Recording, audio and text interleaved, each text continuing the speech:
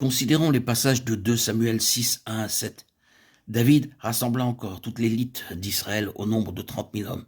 Et David, avec tout le peuple qui était auprès de lui, se mit en marche depuis Baal-Juda pour faire monter de là l'arche de Dieu devant laquelle est invoqué le nom de l'Éternel des armées qui réside entre les chérubins au-dessus de l'arche.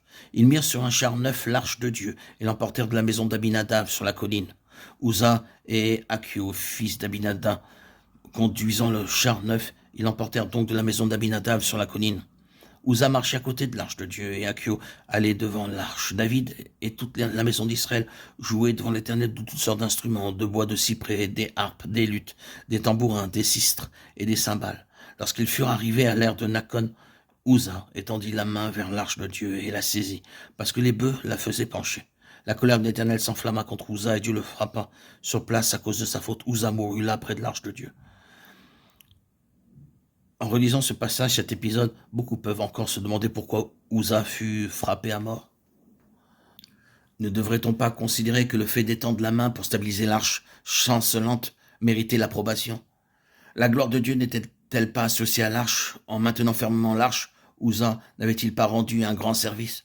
Pourquoi donc Dieu le frappa-t-il soudainement à mort? La raison en est la suivante. Dieu désire davantage un peuple qui obéisse à ses ordres qu'un peuple qui l'aide dans son œuvre. Dieu n'a besoin d'aucun homme pour soutenir sa gloire. Tout ce qui touche à l'arche de la présence de Dieu doit mourir. La question dans cette situation ne consiste pas à savoir ce qui se serait passé si l'arche était tombée, mais dans le fait qu'un homme ait pu faire ce que Dieu n'avait pas ordonné. Il est tout à fait normal pour l'homme d'admettre que si, en temps de paix, l'arche ne devait jamais être touchée dans les temps de danger, elle pouvait l'être, c'était pour l'empêcher de vaciller, car c'était une situation critique et cette mesure devait être tolérée sans être pénalisée par la mort.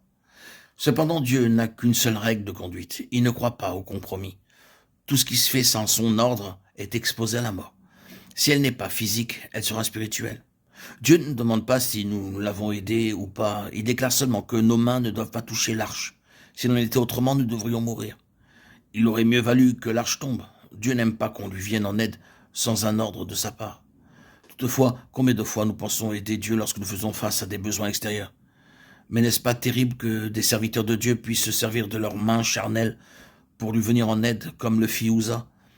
Pourront-ils être exempts du jugement de Dieu?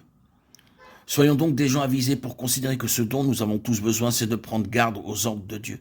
Tout ce qui est fait pour répondre à l'urgence d'un besoin particulier sans s'attendre à un ordre divin ne peut pas être accepté par Dieu. Nous devons accepter que notre œuvre s'affaiblisse pour un temps, en apparence du moins, mais nous ne devons en aucune façon outrepasser la souveraineté de Dieu en permettant à l'homme charnel de se manifester. Dieu n'a nul besoin que la chair l'aide dans son œuvre, et il jugera sûrement toute l'activité de la chair.